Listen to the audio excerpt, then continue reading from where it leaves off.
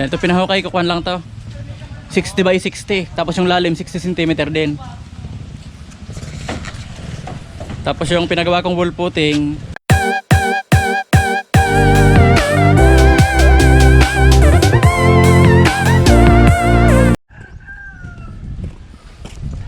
yan, okay na yung nyog, naputol na. Ang isusunod namin itong gate. Yan, papatanggal ko na to, yung bakod. Yan, maganda pang panggatong yan o, yan o. Yeah.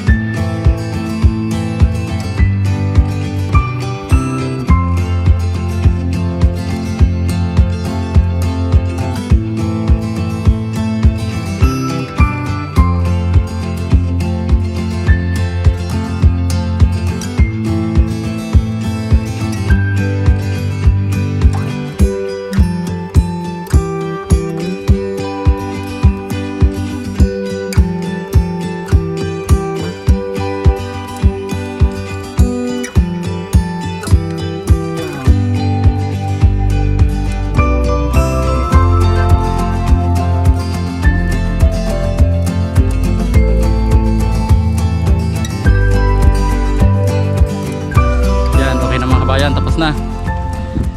Yan, tapos dito pinapalagyan ko ng mga bato para pagdaan ng sasakyan hindi siya lumubog. Yan, nakababa kasi dito. Kaya ipapapuno ko yan ng graba. Patapos sa mga bato, graba para pumantay. Yan, pinapakuha ko yung mga bato dito, yung mga harang sa halaman. Pinapatanggal ko na dahil tatanggalin din to dahil ito yung gagawin kong paradahan. Yan, ang daming bato yan. Ito dito sa mga gilid. Yan, okay na, ayos na.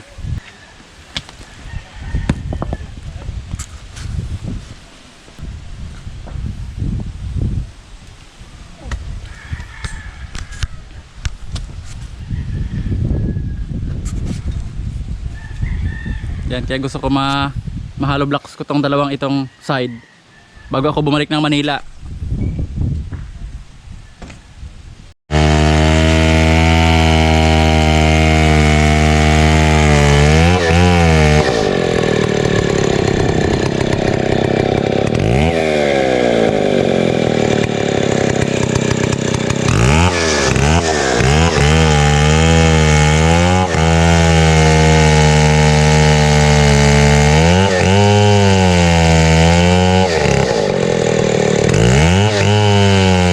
Pinapaumpisahan ko na yung hukay. Yan, tapos yung lupa ihagis nila dyan sa loob kasi ipapaangat ko to 60 cm galing sa finish ng kalsada.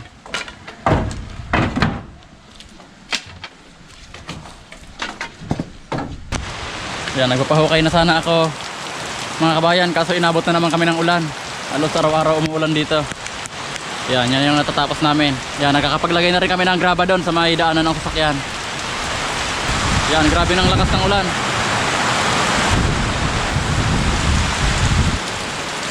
Yan, mapupuno ito ng tubig yung pinahukay kong ito. A few moments later.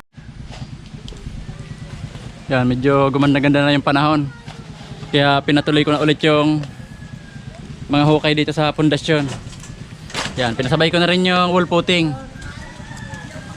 Yan, para pag uminit, sabay asintada. Mag-order na ako bukas ng kuan ng mga hollow block, graba sa kabakal.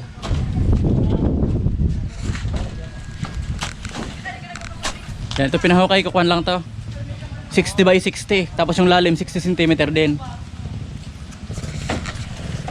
Tapos yung pinagawa kong wall footing 30 yung lapad, tapos 40 lang yung lalim. Yan, mababaw lang kasi maliit lang naman yung itatayo namin.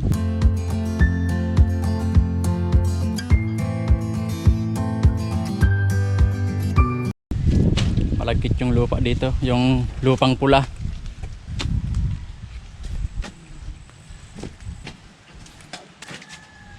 Yan, itong anak kong panganay, mga kabayan, isang hukay din sa kanya. Yan, nangangalahati pa lang.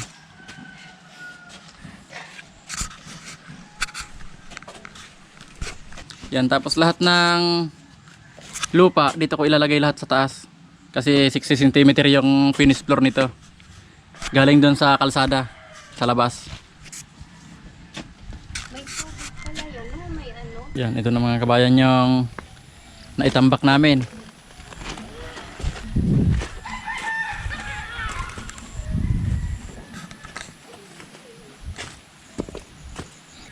Yan, tapos sinubukan ko kung matigas yung lupa dito. Yan, okay naman, hindi naman siya lumubog.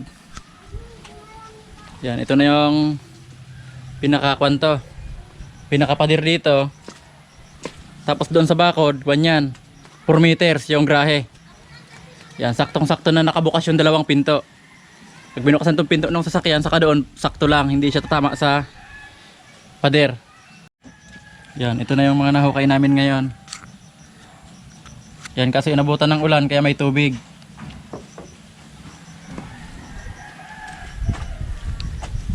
Yan, bukas ang hukay namin yung papunta naman doon. Papasok doon, tapos yung sa loob, yung paganon. Tapos dalawang poste rin doon. Kabilaan. Tapos yung hukay ng asintada.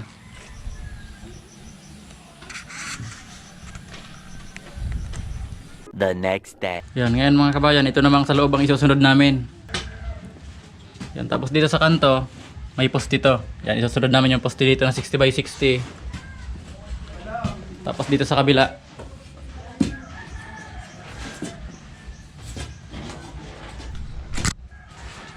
Yan, ito na yung itsura ngayon na giba na lahat, pati mga division.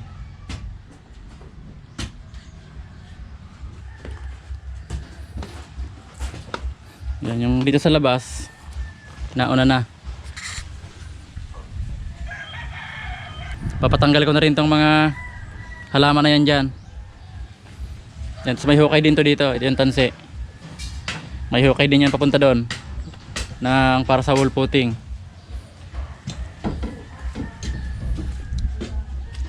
Yan, ito yung pinakasala. Tapos yun sa kabila, yung mga kwarto lahat dyan sa side na yan. Yan, unahin ko muna itong maasintadahan ito bago ko ipagiba tong taas na to.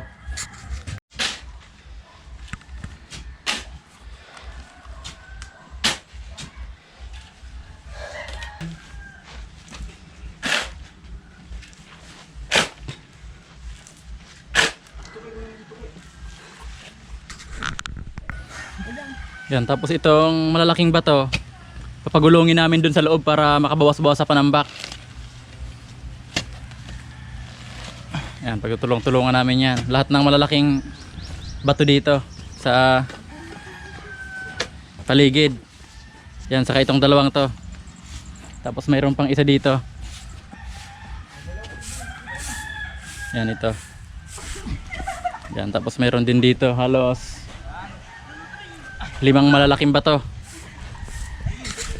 para makabawas-bawas na sa hahakautin naming panambak. Ano, mabigat ba? Kapaton. Napadadal dito.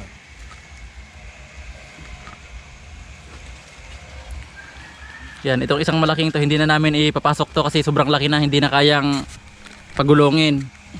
Kaya ang gagawin namin, maghuhukay kami dito. Ibabaon na lang namin yan. Tapos yung pinaghukayan na lupa, yun ang ipapasok namin sa loob.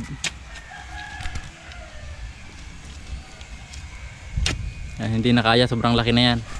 Mahirap nang paikot-ikutin. Yan, sige dyan mo.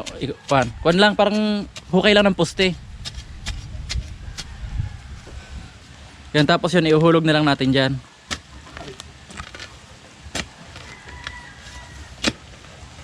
Yan, ito na yung pagbabaon na namin ng bato. Papagulongin na lang namin yan dyan, ihulog na lang dito. Para hindi na mahirap.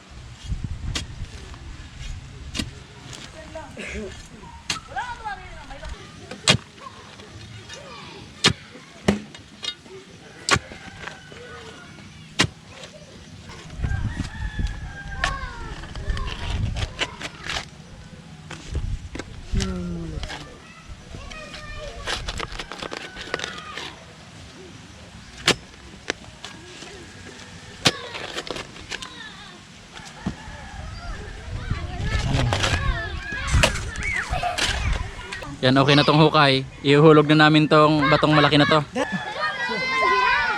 Yan, sige. Kunti-kunti dito.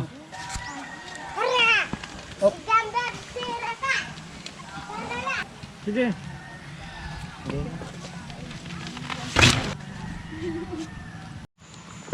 Yan, okay na. Nakabao na. Tapos tabo naman. Kasi walang mapaglagyan. Sobrang laki.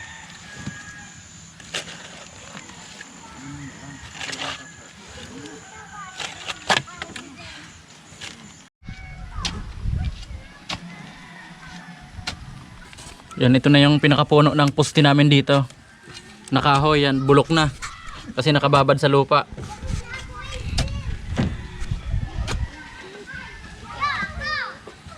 Yan, ito na yung mga nahuhukay na bulputing dito sa loob.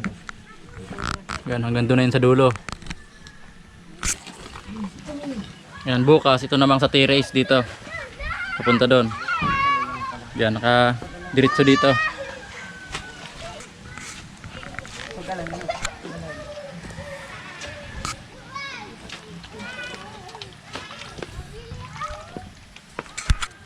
Yan, saka yung yan, tapos dito pasok din doon sa ilalim.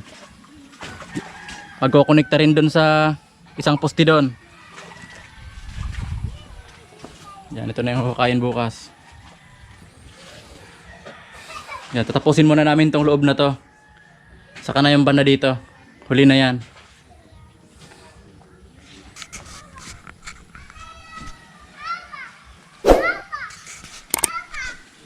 Yan, hanggang dito muna mga kabayan. Maraming salamat po sa panonood.